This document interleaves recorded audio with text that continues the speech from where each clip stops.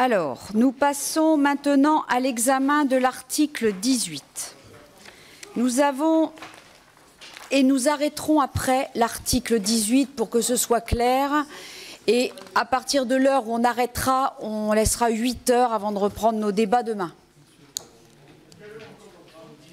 Je donne un exemple. Si nous arrêtons à 3 heures du matin, nous reprendrons à 11 heures. C'est clair, ça, comme exemple? Voilà, donc c'est... Donc, amendement 28. Amendement 28 de suppression présenté par Monsieur Robinet.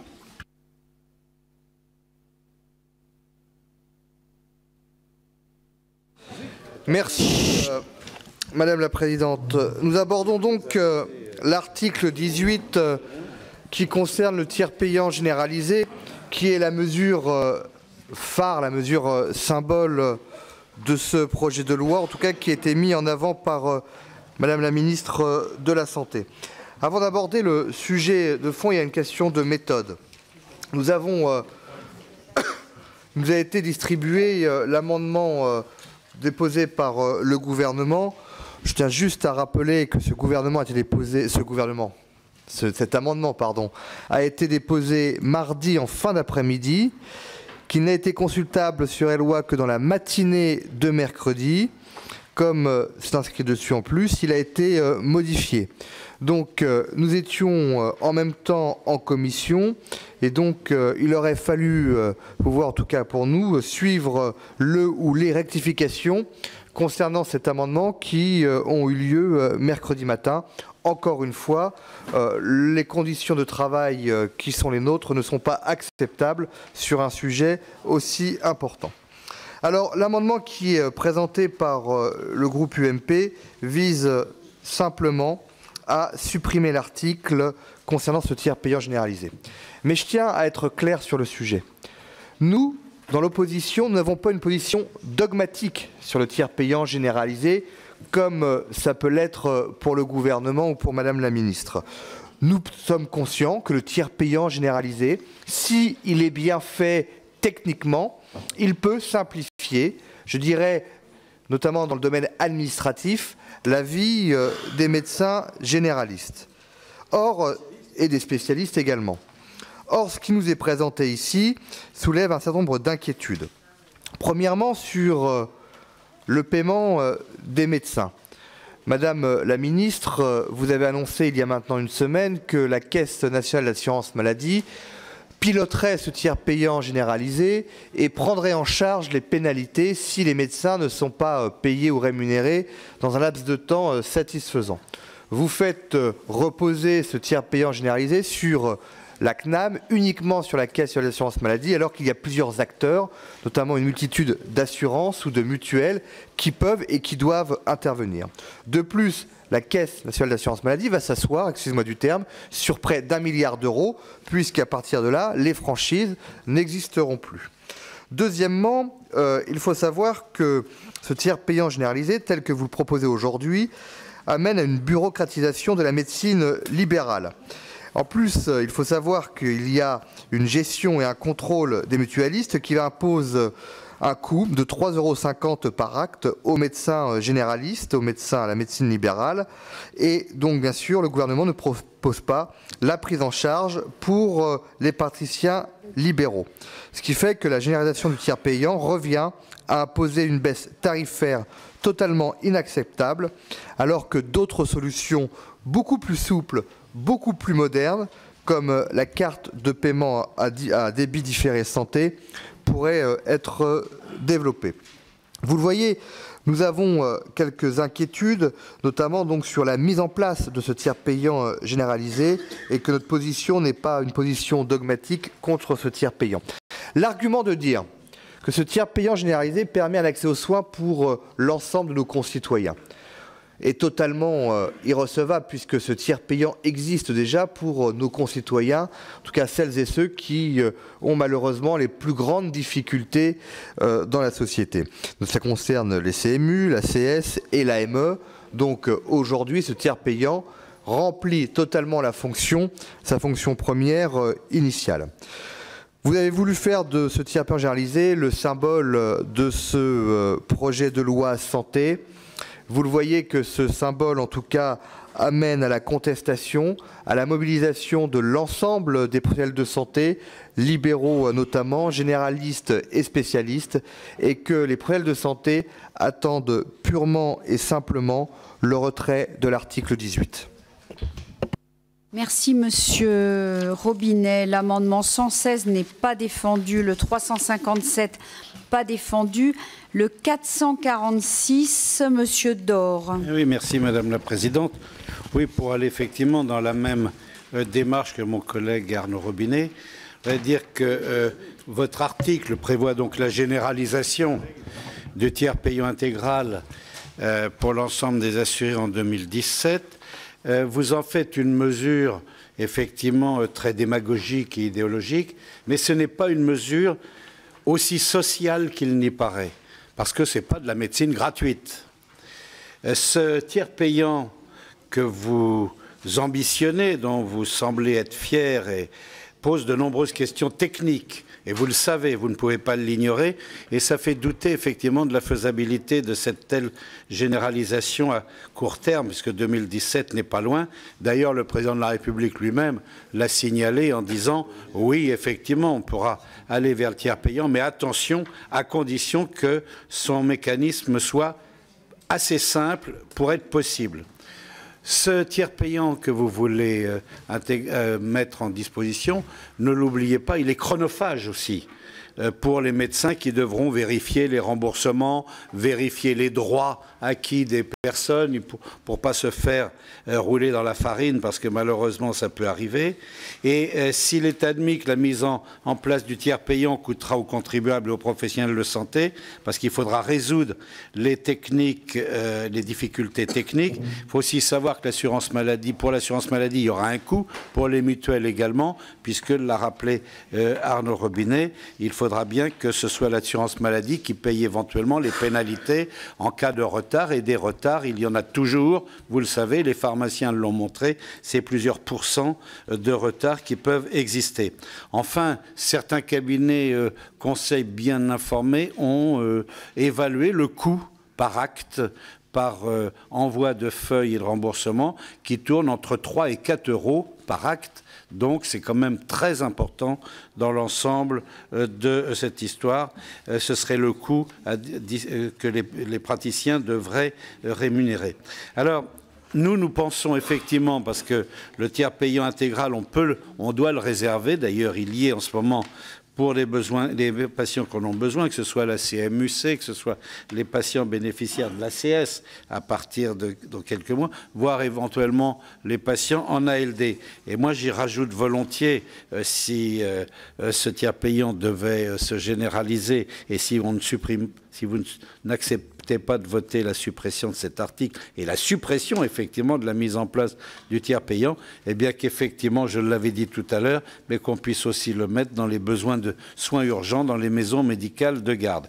Surtout, Madame la Ministre, n'imposez pas une décision qui n'a pas retenu l'ensemble des Français, contrairement à ce que vous dites, ni l'ensemble des professionnels de santé. C'est toujours facile de dire, est-ce que dans les sondages, est-ce que vous voulez ne pas payer, etc.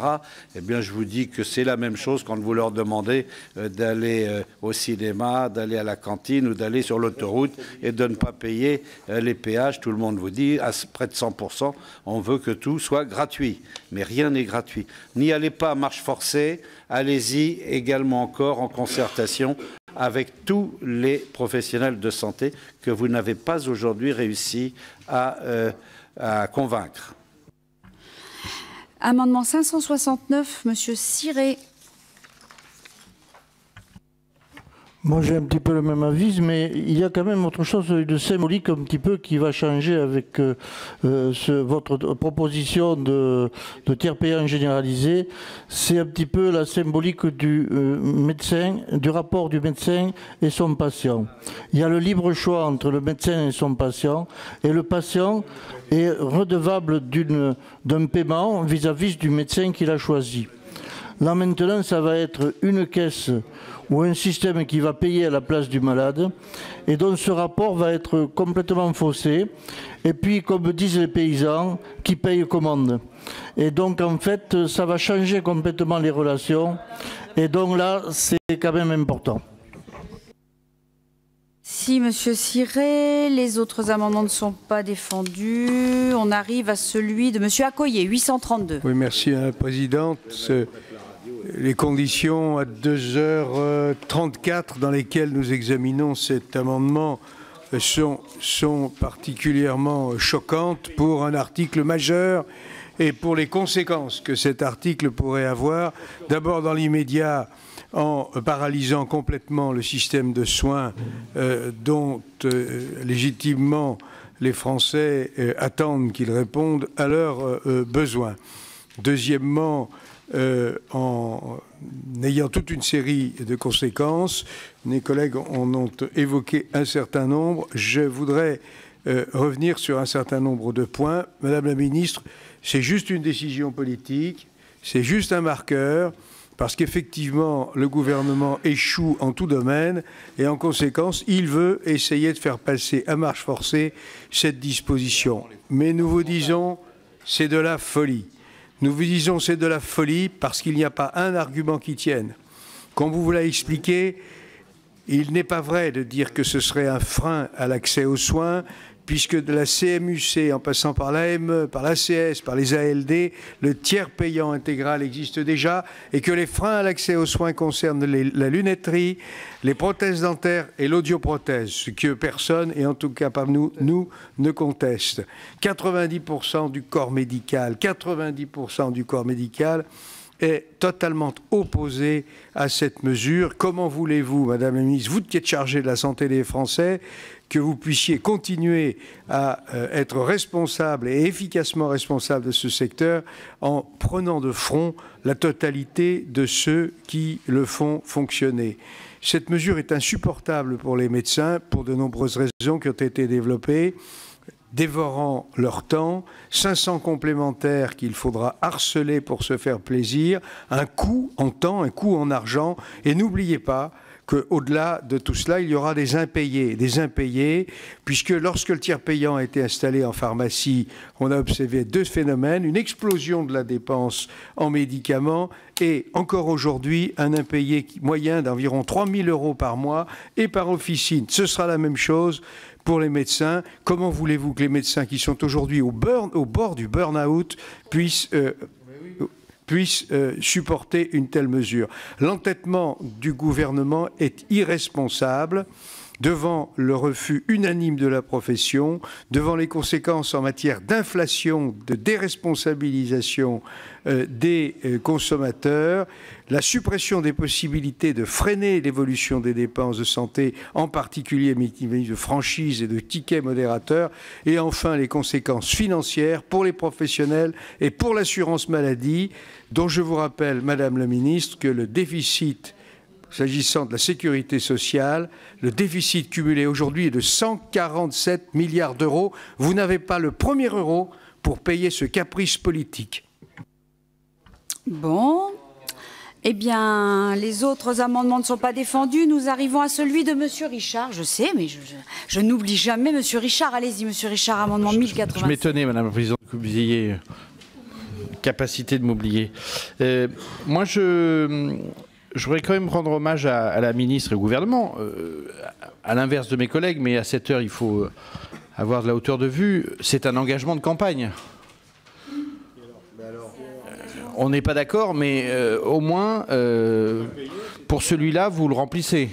Enfin, vous essayez de le remplir. Et ça, on ne peut pas le saluer, mais il faut vous en rendre compte.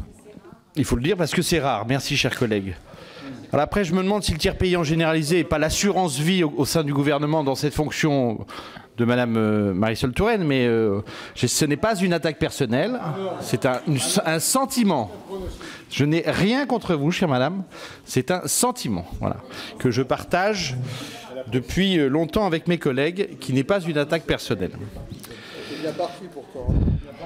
Donc le présent article organise la généralisation de ce tiers payant pour les consultations en ville, et l'amendement qui est le nôtre en propose la suppression. Je ne reviendrai pas sur la méthode, sur les amendements de dernière minute dans tous les sens. C'est pas grand-chose par rapport à ce qui a pu se passer sur la loi NOTRe, où nous avons quand même eu un gouvernement qui, à la dernière minute du débat, quasiment a amené un amendement de 42 pages. Donc, Madame la Ministre, vos collègues font mieux au sein du gouvernement, rassurez-vous. 42 pages. Ce tiers payant existe déjà, mon collègue Robinet l'a dit, pour les personnes et ses biens en situation précaire, couverts par la CMU, par l'ACS ou par l'AME. En outre, les médecins libéraux le pratiquent, spontanément et volontiers pour les autres patients, en fonction de la situation, mais aussi pour les actes les plus coûteux.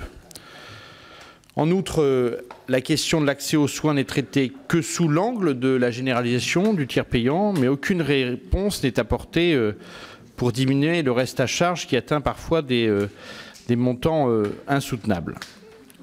Ce reste à charge qui constitue la seule vraie problématique en matière d'accès aux soins. Deuxièmement, mais mes collègues l'ont dit, la généralisation risque de transformer la carte vitale en carte de paiement, tout simplement. Donc ce n'était pas la fonction initiale. De déresponsabiliser les patients au regard du coût de leur santé, mais également de déprécier les actes médicaux devenus virtuellement gratuits. L'aspect, Madame la Ministre, de la bureaucratisation de la médecine libérale ne vous a pas échappé, induite par cette généralisation en imposant une gestion et un contrôle des paiements qui représentent un coût chiffré à 3,50 € par acte, dont la prise en charge pour les praticiens libéraux n'est pas assurée. Bernard Lacoyer l'a dit excellemment. La généralisation de ce payant revient donc par conséquent à imposer une baisse tarifaire inacceptable, alors que d'autres solutions souples, modernes, comme la carte de paiement à débit différé santé, pourraient être développées. Mais tout simplement, et nous aurons l'occasion de l'aborder dans la suite de ce texte, l'intégration, je ne sais pas si c'est le terme exact, de l'ensemble des complémentaires sur la carte vitale, moyen de mettre à mal les impayés s'il y en avait, avec la mise en place de ce tiers payant généralisé, et de simplifier de façon massive le dispositif de l'assurance dans notre pays et d'assurance santé dans notre pays. Voilà, à cette heure un peu tardive, ce que l'on peut dire de façon concentrée sur ce sujet. Merci Madame la Présidente. Merci Monsieur Richard. Donc, il y a eu donc 5 amendements défendus. Il y a donc droit à 5 temps de parole contre les amendements de suppression, je suppose. Monsieur Roumégas. Oui, d'abord, je voudrais dire que nous sommes, nous, favorables et très favorables à l'instauration d'un tiers payant généralisé. Et même, pour vous tout dire, nous aimerions que sa mise en place soit un peu accélérée, même si on peut comprendre les difficultés techniques. Je voudrais dire pourquoi et répondre quand même aux arguments qui ont été développés pour ces amendements de suppression qui me paraissent constituer des abus de langage. Dire que le tiers payant revient à instaurer la gratuité des soins, c'est un mensonge. Vous oubliez que aujourd'hui, il y a déjà un remboursement. La seule différence avec le tiers payant, c'est qu'il y a une avance du paiement. Et donc, c'est de ça qu'il faut parler. Ne racontons pas n'importe quoi. On parle du fait de maintenir ou pas l'avance des frais. Et pas du tout de la gratuité ou pas. Parce qu'il y a des restes à charge, tout ça ne changera pas. Les taux de remboursement ne vont pas changer. C'est simplement, est-ce qu'on fait l'avance? Est-ce qu'il faut faire l'avance ou pas? Et donc, quand on parle de la réalité des choses, de l'avance, on se rend compte qu'il y a des gens pour qui faire l'avance n'est absolument pas un frein aux soins, n'est absolument pas et donc, ils font l'avance et il n'y a aucune responsabilisation de ce point de vue-là. Et par contre, pour les gens qui n'ont pas les moyens, il y a, devant l'impossibilité de faire l'avance, il y a un renoncement aux soins. Et donc, moi, je veux bien qu'on parle de responsabilisation, de choses comme ça, mais avoir une responsabilisation qui soit basée uniquement sur la capacité des gens à faire l'avance ou pas, et donc qui conduit à des renoncements de soins, ce n'est pas une bonne méthode de responsabilisation. Donc, personnellement, je suis pour qu'il y ait moins recours à la médecine, qu'il y ait plus de prévention, qu'il y ait une responsabilisation par rapport à la surconsommation médicamenteuse aussi, mais ça, c'est autre chose. Et Mais je ne veux pas qu'on le fasse simplement en organisant le renoncement des soins de ceux qui ne sont pas capables de faire l'avance. Donc je crois qu'il faut être réaliste. D'ailleurs, les expériences qui ont été menées sur des catégories qui bénéficient déjà du tiers payant montrent que, au contraire, les dépenses de santé finissent par diminuer parce que le fait d'avoir tout de suite accès aux soins empêche finalement de laisser traîner et puis d'arriver à des situations qui sont beaucoup plus coûteuses sur le plan sanitaire et sur le plan aussi de la protection sociale. Donc je crois que ces arguments sont faux, ce sont des arguments idéologiques et ce que nous défendons, nous, à travers ce soutien au gouvernement, c'est tout simplement un meilleur accès à la santé pour tous et finalement une diminution des dépenses de santé qui arrivera in fine. Merci. Monsieur Sebaoun. Oui, avant de reprendre très rapidement les arguments qu'a déjà développé Jean-Louis Romégas, moi je voudrais rappeler qu'on vit dans une incongruité dans ce pays et que les médecins en sont responsables depuis longtemps. Il y a une loi qui oblige les médecins, je dis bien la loi, hein, qui oblige les médecins à télétransmettre. Or, une partie des feuilles de maladie aujourd'hui sont transmises sous forme de papier. Et vous savez que ça coûte 12 fois plus cher à la Sécurité sociale. 12 fois plus cher. Et que les projections qui ont été faites dans le rapport sur ce sujet, parlent d'économies potentielles en 3 ans entre 70 et 250 millions d'euros. Il faudrait quand même remettre l'église au milieu du village, comme dit l'adage. Et donc que les médecins soient responsables de ce que la loi leur demande. Or, pourquoi est-ce qu'encore plus de 10% ne télétransmettent pas par voie électronique? Parce qu'ils refusent d'être équipés, que c'est d'autant plus vrai dans les grandes villes, c'est 20% à Paris, c'est 9% à Nice, je crois.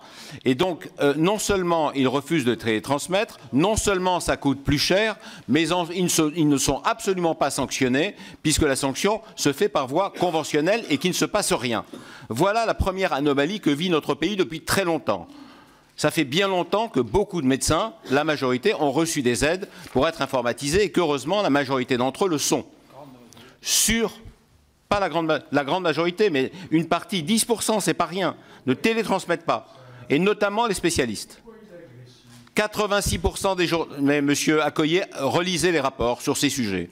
86% des généralistes le font, 60 et quelques pourcents des spécialistes. Il y a un vrai débat, ils ne sont pas aujourd'hui simplement en accord avec la loi. Et il ne se passe rien.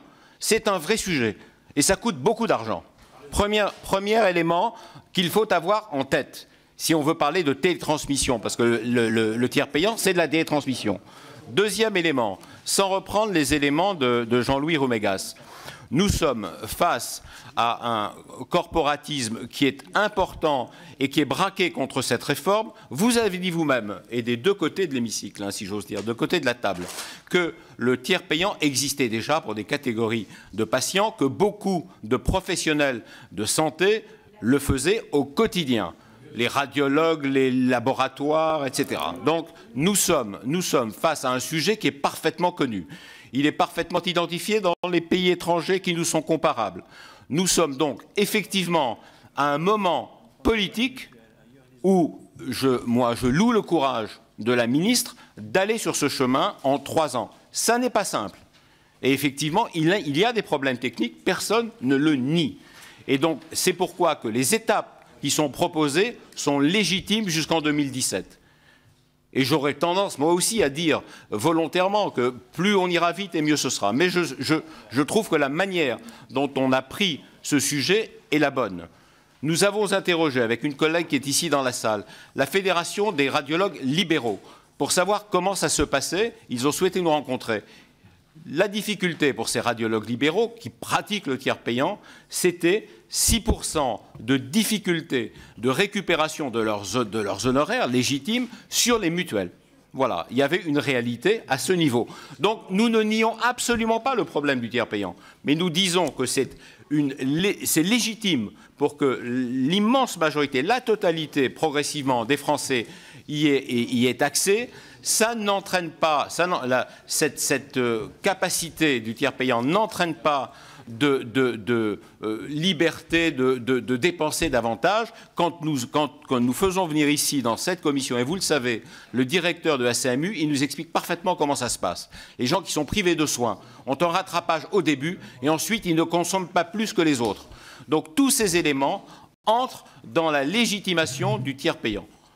Les Français ou les ayants droit en tout cas, sont des assurés sociaux. Ils n'ont aucune raison à terme de faire une avance à leur médecin. Je donne un dernier élément qui n'est pas neutre. Certains médecins sont arc-boutés contre le tiers payant parce qu'ils refusent l'idée de voir apparaître ce qui est un dépassement d'honoraires. Et ça, c'est aussi un vrai sujet. Madame Delaunay.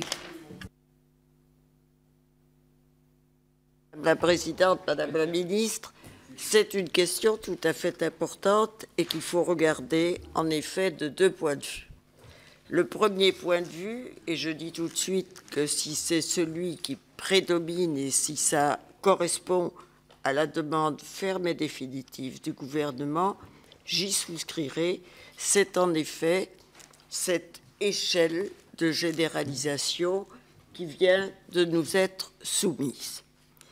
Le deuxième point de vue, c'est de considérer que ce qui vient de nous être proposé est bien une généralisation progressive et par étapes, et dont la dernière, si je le comprends bien, se passe fin 2017. Donc, je reprends le raisonnement que vous avez eu tout à l'heure. Nous sommes dans une période extrêmement tendue vis-à-vis du personnel médical et du personnel soignant. N'y a-t-il pas la possibilité de garder le même programme, mais en le disant qu'on le fera et qu'on fera la deuxième étape dans un deuxième acte législatif, pour montrer qu'on a pris en considération la demande, l'inquiétude des professionnels de santé. Personnellement, il me semble que ce serait là aussi, comme on l'a dit précédemment, dans un sujet tout à fait différent, une mesure d'apaisement. Mais je reviens, car je partage ce qu'ont dit mes collègues, qui s'avèrent être aussi mes confrères. Si la dominante, et si votre demande est de souscrire d'emblée, en une fois, à la généralisation échelonnée, mais votée en une fois, j'y souscrirai. Je demande cependant que l'on puisse réfléchir à cette proposition d'une généralisation en 2 temps législatifs. Merci Madame Delaunay. Avant de donner la parole à Madame la Ministre, ensuite à Madame... Ah pardon Madame Fraisse, excusez-moi, vous n'étiez pas notée. Allez-y. Oui, moi je veux donner mon opinion dans ce débat parce que c'est quelque chose d'extrêmement important pour nos concitoyens. Et je voudrais rappeler, c'est dommage de devoir le faire, mais nous sommes là tout de même pour traiter de la santé de l'ensemble de nos concitoyens. Et nous sommes là pour veiller à ce que les plus fragiles, les moins fortunés, aient un accès, comme tout le monde, aux soins de qualité. Quand j'entends dans la bouche de la droite dire que les médecins sont opposés au tiers payant, je dis que ce n'est pas vrai. Et je dis que c'est très péjoratif de parler ainsi du corps médical. Oui, bien sûr, il y a des médecins qui sont opposés, voilà, très bien. Mais pour l'essentiel, les médecins ont envie de soigner les gens. Et pour l'essentiel, heureusement, c'est d'ailleurs la déontologie, ils veulent pouvoir soigner tout le monde dans les meilleures conditions. La sécurité sociale solvabilise les patients et les médecins en profitent parce qu'ils auraient, surtout dans cette période, beaucoup de leurs patients qui ne pourraient même pas payer s'il n'y avait pas la sécurité sociale.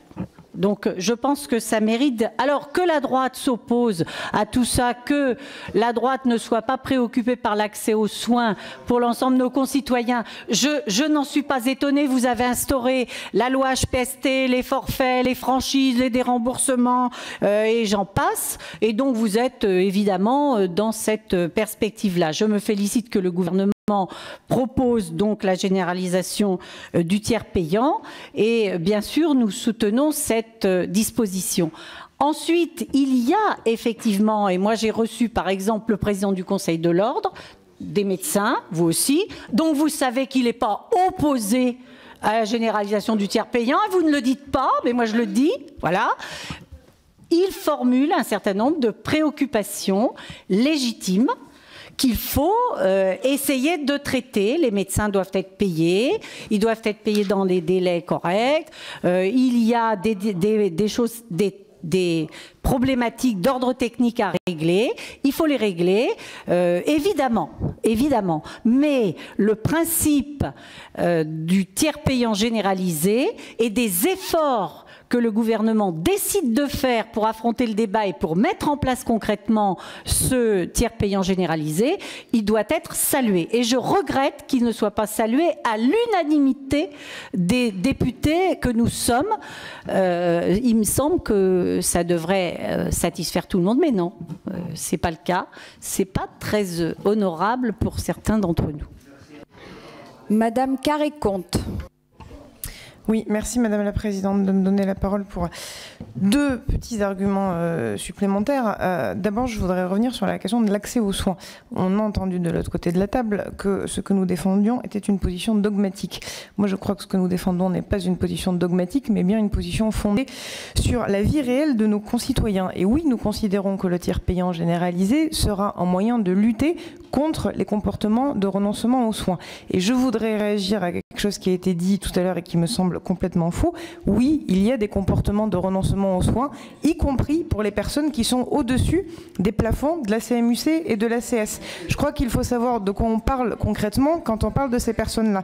Je voudrais quand même rappeler que le plafond de ressources pour pouvoir bénéficier de l'aide à l'acquisition de la complémentaire santé pour une personne seule, c'est 970 € par mois. Plafond que nous avons déjà augmenté par rapport à ce qui existait dans votre précédente majorité.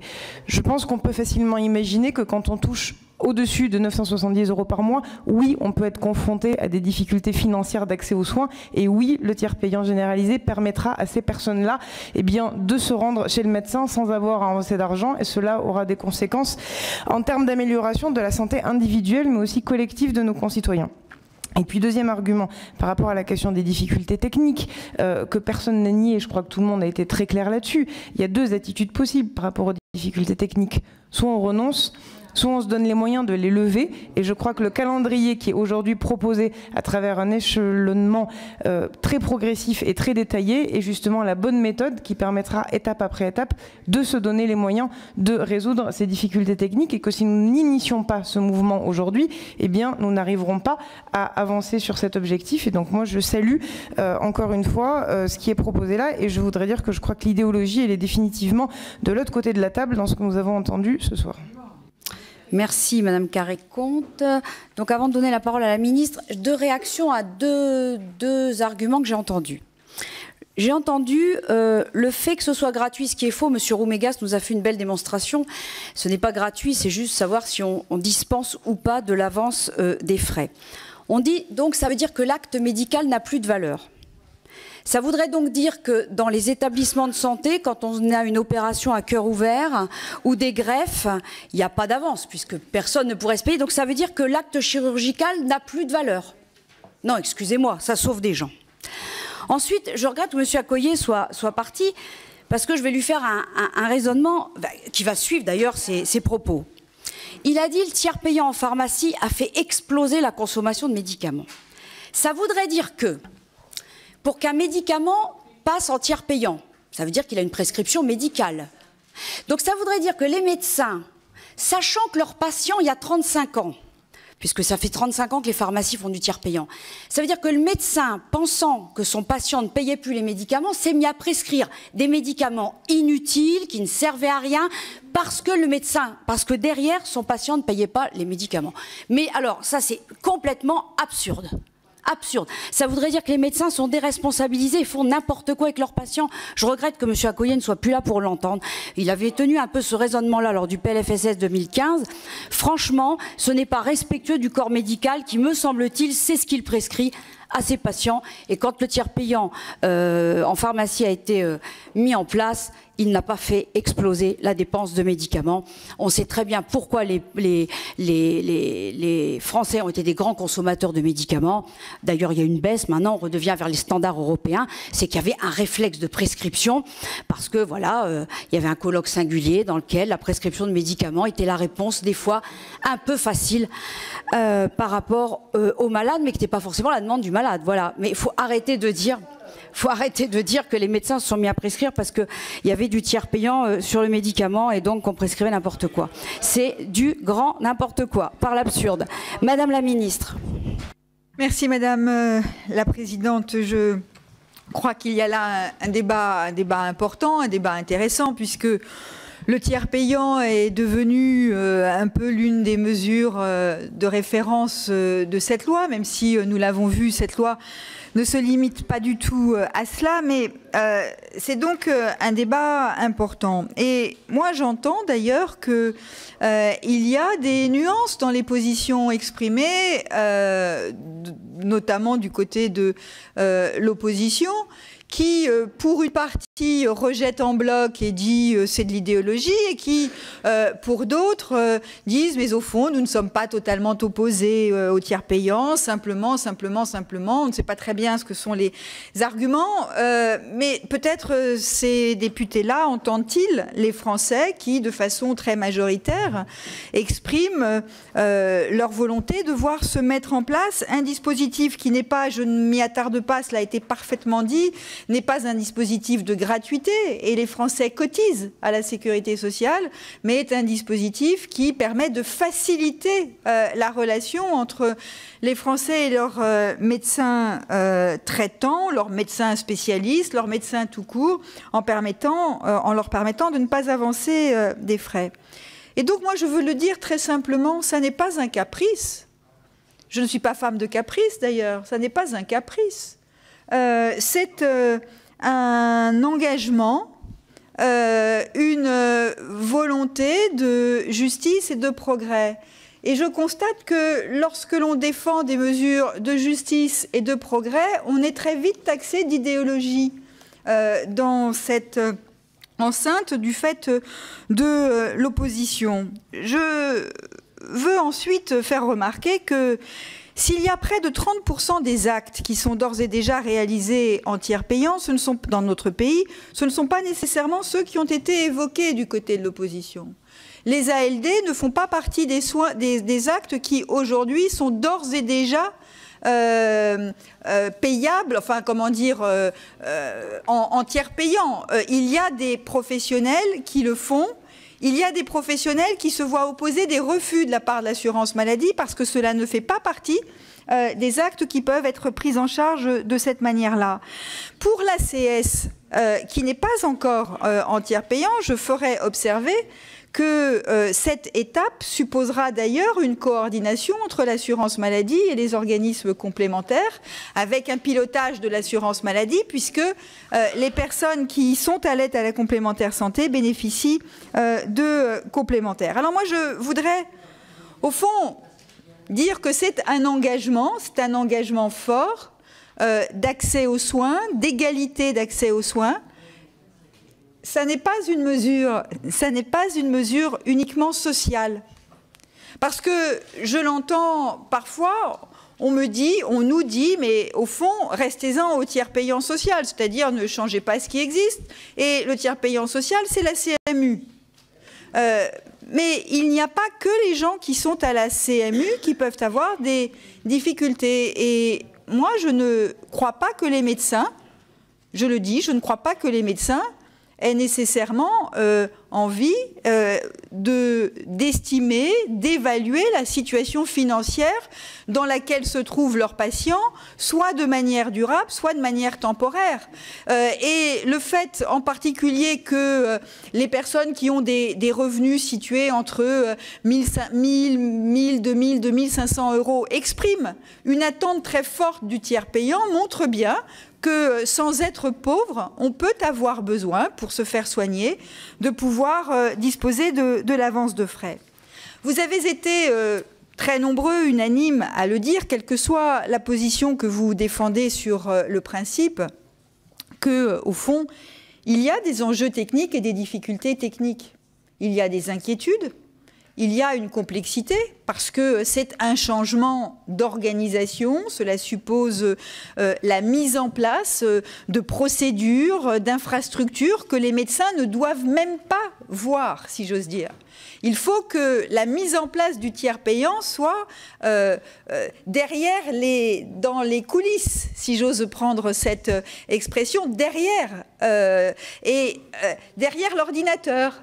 Dans le back-office, pour prendre cette expression que moi je n'aime pas beaucoup parce qu'elle fait penser à d'autres lieux, mais au fond c'est dans ce qui se passe dans le disque dur de l'ordinateur. Et je suis étonnée, Monsieur Sebaoun, qu'elle vienne de vous, mais c'est donc dans le disque dur de l'ordinateur, et il faut que les choses soient très simples. Et donc à partir de là, moi je veux rassurer Madame Delaunay et lui dire que j'ai entendu les inquiétudes qui s'expriment du côté du corps médical, et c'est bien la raison pour laquelle nous avons repris des concertations, et c'est la raison pour laquelle le texte qui vous est proposé n'est pas celui qui était initialement inscrit dans le texte de loi.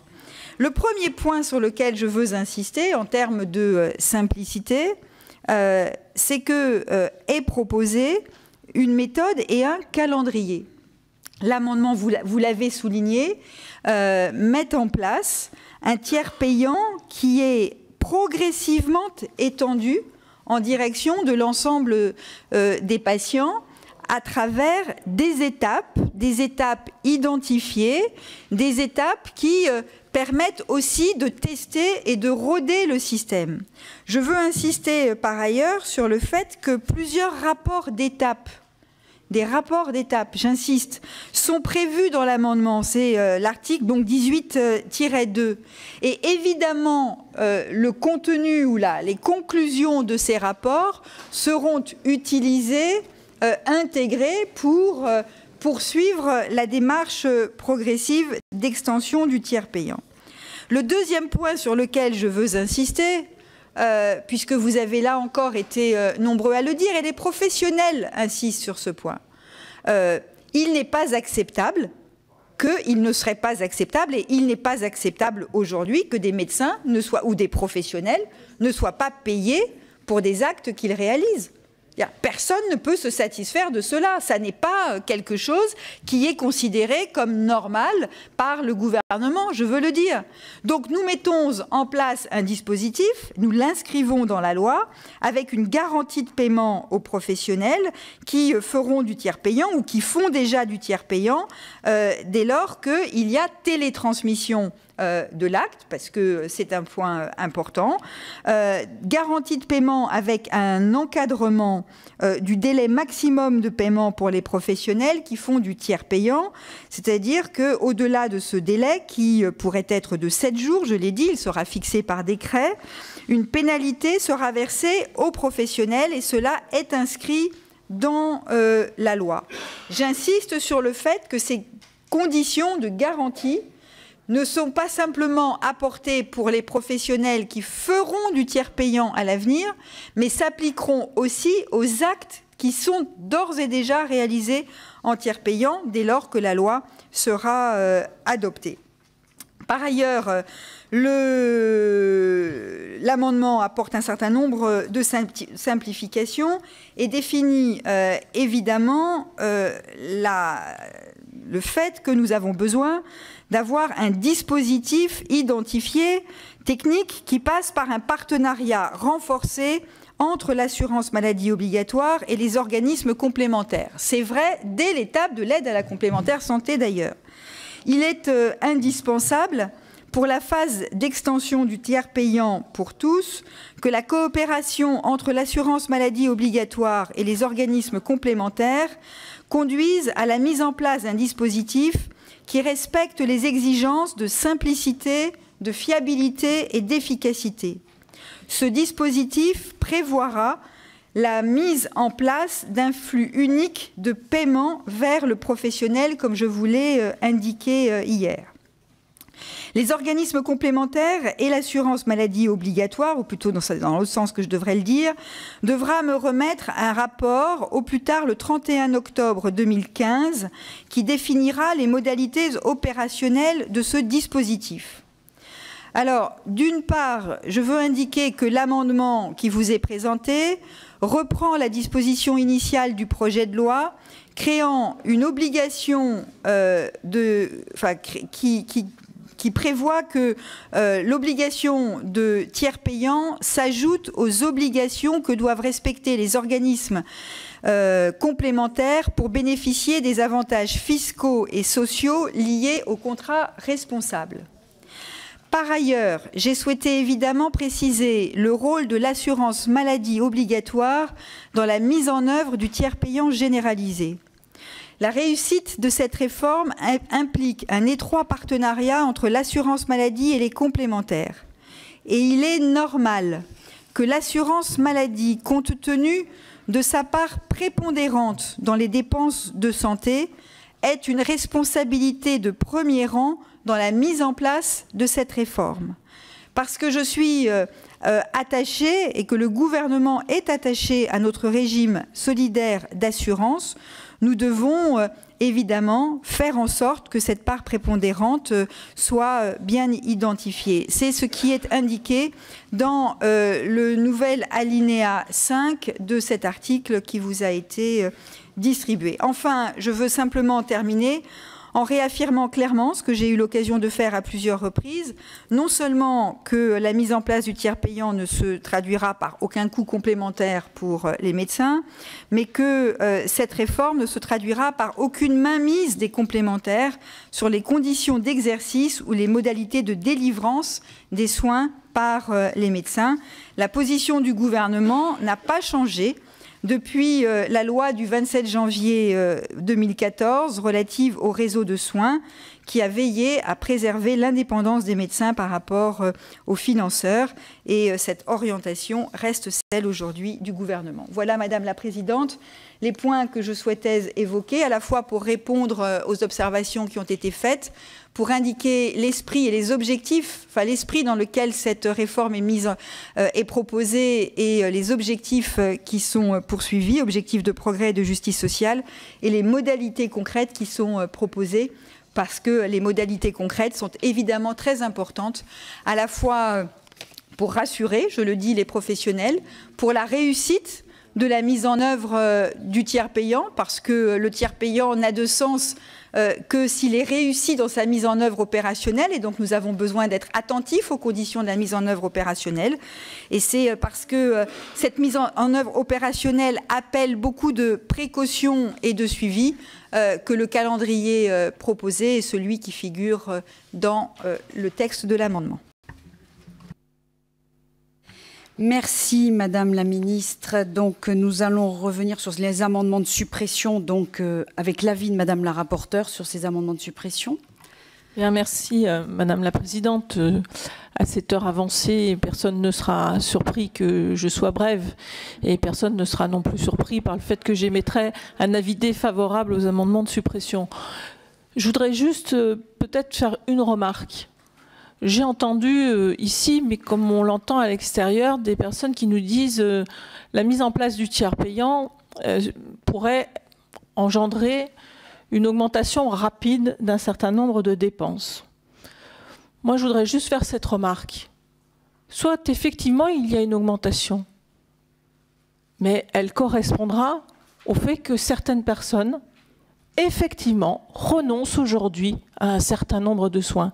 Et n'est-ce pas que justice de permettre à ces personnes qui aujourd'hui renoncent à des soins que de pouvoir le faire au moment où ils en ont besoin, garantissant d'ailleurs ainsi dans la durée des frais qui sont moins élevés pour la collectivité. Voilà, je crois que c'est quelque chose qui doit nous faire réfléchir tous collectivement. Et si l'emballement des frais peut supposer dans l'esprit de certains qu'il s'agirait de personnes qui n'auraient pas conscience qu'il y a évidemment des frais pour la collectivité aussi, et donc qui pourraient être déraisonnables dans leur consommation, je trouve que c'est particulièrement désobligeant pour les personnes concernées, particulièrement désobligeant. Et beaucoup d'entre nous, nous rencontrons aujourd'hui des personnes qui nous disent, mais ce ne sont pas forcément ceux, effectivement, qui sont aujourd'hui dans les situations financières les plus délicates, puisqu'ils sont pris en charge aujourd'hui déjà par le tiers payant au travers de la CMU et de la CE. Mais par contre, nous rencontrons des gens qui travaillent, parfois même d'ailleurs, ils sont deux à travailler dans le foyer, et qui nous disent quoi? Le 20 du mois, ils hésitent à une consultation. Ils hésitent. Eh oui, mais ils hésitent dans une consultation. Eh bien cela, je crois que ce n'est pas justice et qu'il faut effectivement que nous soyons en capacité de faire progresser les choses. Alors, je l'ai dit dans le rapport qui est annexé, néanmoins, il y a des difficultés et il y a le besoin que des garanties soient apportées. Moi, je me réjouis que l'amendement proposé par le gouvernement, de ce point de vue-là, fasse des avancées et dans le calendrier et dans les garanties qui sont apportées. Je m'autoriserai un sous-amendement, Madame la Ministre, à vous proposer un sous-amendement qui viendra compléter les éléments que vous avez exprimés, qui sont dans l'amendement que vous nous soumettez. Donc, avis défavorable sur l'ensemble des amendements de suppression. Merci. Donc, nous allons passer au vote sur les amendements de suppression de cet article 18, avec un avis bien sûr défavorable du gouvernement, défavorable de la rapporteure. Qui est pour? Non, mais on vote, après on verra. Qui est pour? Non, attendez, alors on recommence. Gérard, nous allons voter sur les amendements de suppression. Qui est pour la suppression de l'article 18? Gérard, il hésite. 4. Qui est contre? L'amendement n'est donc pas supprimé. Alors maintenant, je vais donner la parole à Monsieur Lurton, Monsieur Richard, et après on va passer à l'examen des sous-amendements. Monsieur Lurton. Oui, merci Madame la Présidente. Pour ce qui me concerne, j'aurai deux types de questions. Une d'abord à Madame la rapporteure. Moi, nous avons, il y a quelques mois, reçu un responsable de la CMU-CMUC qui nous a fait un rapport sur l'utilisation de la CMU et CMUC. Ce rapport démontrait que 27% des personnes bénéficiaires de la CMUC, donc qui avaient pris le soin de remplir un dossier pour être bénéficiaires de cette CMUC et qui donc bénéficient de soins gratuitement puisqu'ils sont bénéficiaires de cette CMUC, ne recevaient aucun soin et renonçaient complètement à recevoir des soins. Donc je ne vois pas pourquoi le tiers payant changerait cette situation. Je vois vraiment pas, pour moi, la situation sera la même.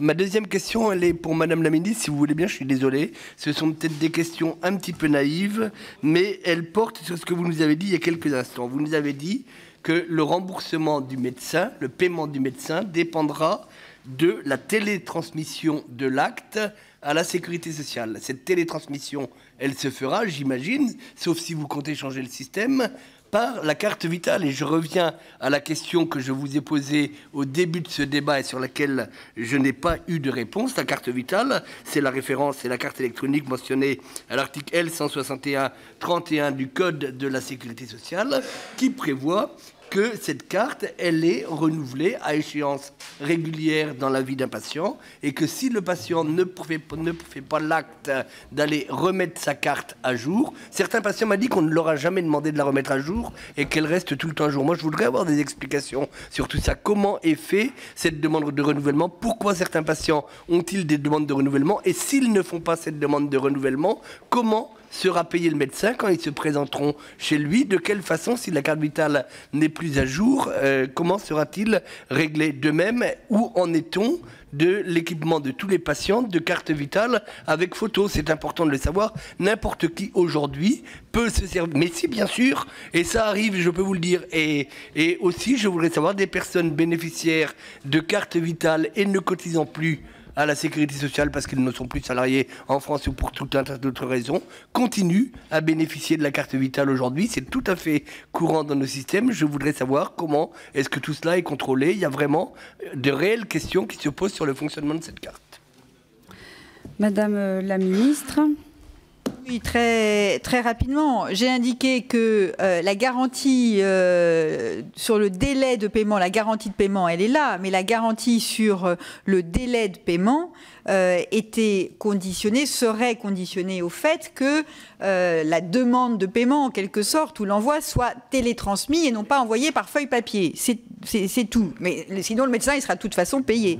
La deuxième chose, c'est que les modalités techniques, elles sont à définir.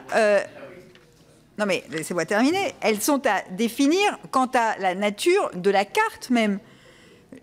Évidemment, ça n'est pas le système tel qu'il existe aujourd'hui dans lequel on met le tiers payant du jour au lendemain. Sinon, monsieur le député, on n'aurait pas besoin de prendre tout le temps que nous donnons pour la montée en charge progressive du dispositif. Et donc, il y a toutes des étapes qui vont être définies pour précisément mettre en œuvre l'ensemble des dispositifs techniques qui vont garantir que le médecin n'aura pas de difficulté et qu'il lui suffira d'introduire une carte qui sera la carte vitale du futur, je ne sais pas comment, la carte vitale de 3e génération, je ne sais pas comment elle s'appellera, et qui permettra ensuite de traiter les dossiers par les organismes complémentaires et l'assurance maladie.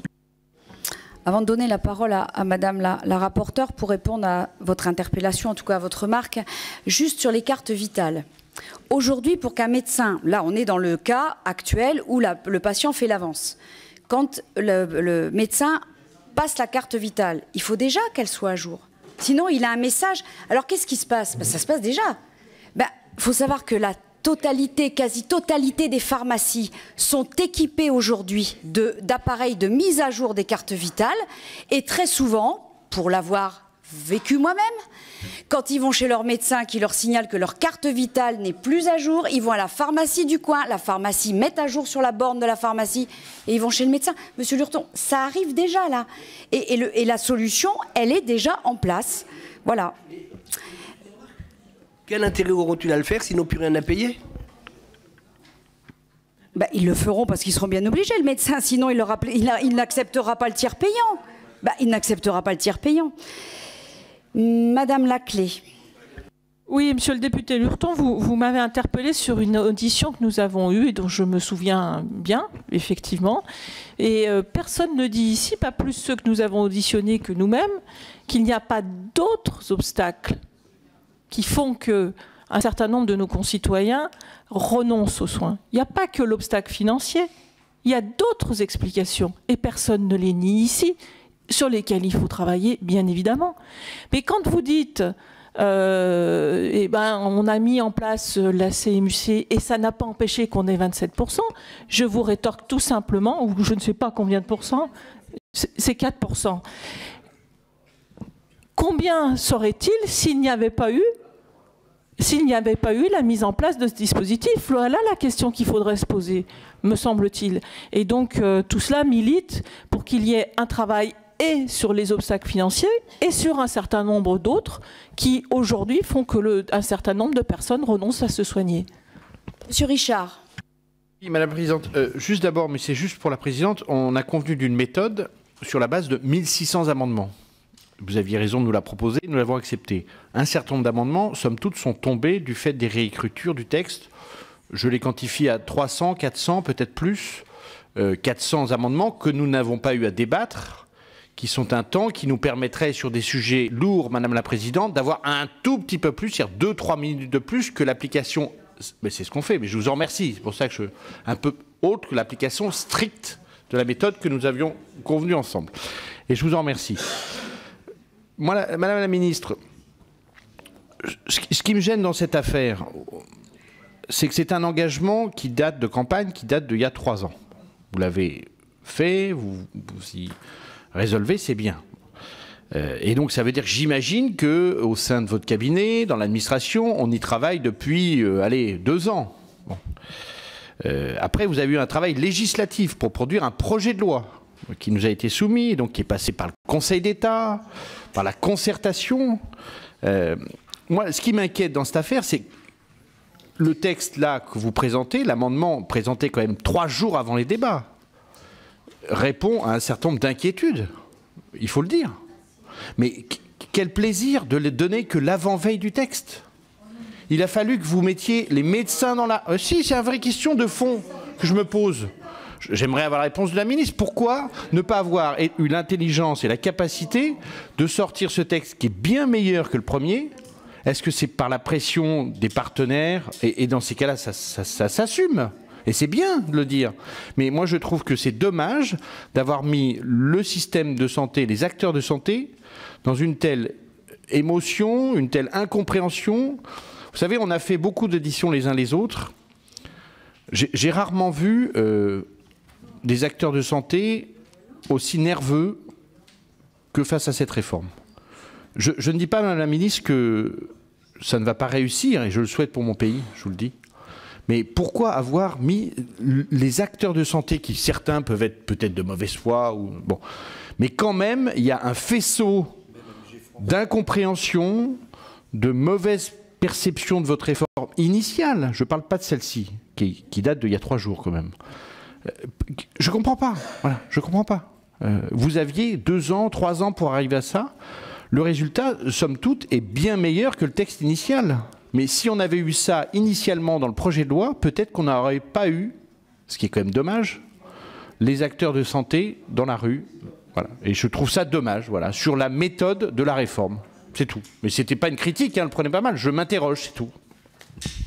Madame la ministre. Juste une observation. L'annonce que la loi comporterait la généralisation du tiers payant, l'annonce, elle date de la mi-2013. Et je vous invite à regarder les réactions et les communiqués qui ont été pris à cette occasion-là.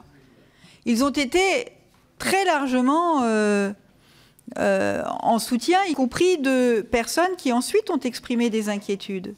Et donc, au fond, le travail s'est fait, et un travail technique s'est fait, et des inquiétudes sont apparues progressivement, sans doute parce que la loi se rapproche, sans doute parce que aussi, ça a été le point d'accroche, j'ai eu l'occasion de le dire, pour des interrogations sur l'avenir du métier qui dépassent largement la loi.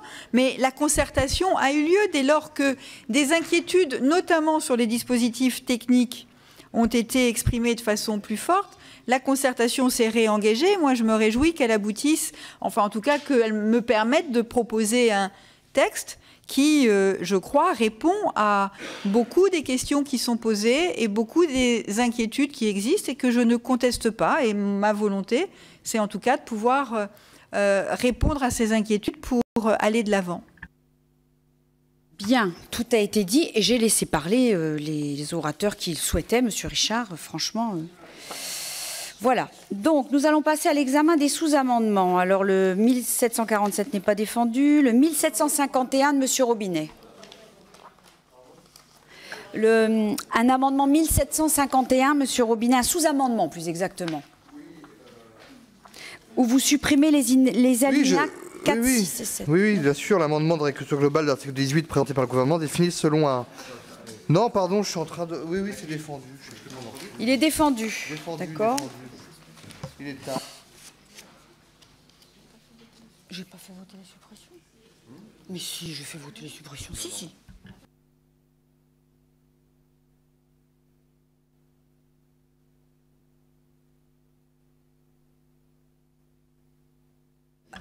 Il est tard, mais ne me troublez pas, là, je suis bien dans mon chemin, là, c'est bon. Voilà. Alors, donc... 1751 défendu, Monsieur Robinet. Le 1757 n'est pas défendu. Le 1758 n'est pas défendu. Le 1762 pas défendu. Donc, sur ces amendements identiques, Monsieur Robinet, mais ce n'est pas les mêmes. Oui, donc l'avis de la rapporteure sur celui de Monsieur Robinet. Alors, Et présentez le vôtre si vous voulez. Non, non, pas du tout. On va présenter les identiques. Bon. Allez-y, donnez la vue. Alors, il s'agit, vous nous proposez de supprimer les alinéas 4, 6 et 7, ce qui veut dire que vous supprimez les étapes. Voilà, donc je crois qu'on s'est tous réjouis qu'il y ait une montée en charge et une progressivité. J'avoue que je suis surprise de cette proposition et donc j'émettrai un avis défavorable. Donc sur le sous-amendement de M. Robinet avec un avis défavorable de la rapporteure, qui est pour, qui est contre, il est rejeté. Madame Laclais, amendement 1759, votre amendement. Alors, il s'agit d'un sous-amendement. Oui, pardon, d'un sous-amendement, oui. Qui vous propose de préciser, de mieux préciser les garanties qui devront être fournies aux professionnels de santé par les organismes complémentaires dans le rapport donc, qui est sollicité par le gouvernement. Et donc, dans ce sous-amendement, je suggère que la procédure, en fait, soit la même pour la couverture complémentaire que pour la couverture maladie de base. Il ne me semble pas qu'il y ait de raison pour que la procédure soit plus lourde ou moins sécurisée pour le professionnel de santé selon qu'on est sur le régime obligatoire ou sur le régime complémentaire. Voilà, donc le présent sous-amendement prévoit donc que le rapport qui sera remis le 31 octobre 2015 détermine également les solutions techniques assurant aux professionnels de santé la simplicité de l'utilisation, la lisibilité de droit et la garantie de paiement, quelles que soient les parts couvertes par les régimes obligatoires et les parts couvertes par les organismes d'assurance maladie complémentaires. L'avis du gouvernement sur ce sous-amendement? Oui, parce qu'il y a deux rédactions qui circulent. Oui, si, cet amendement, avis favorable. Donc un avis favorable de Madame la Ministre sur l'amendement de Madame la rapporteure. Qui est pour? Qui est contre?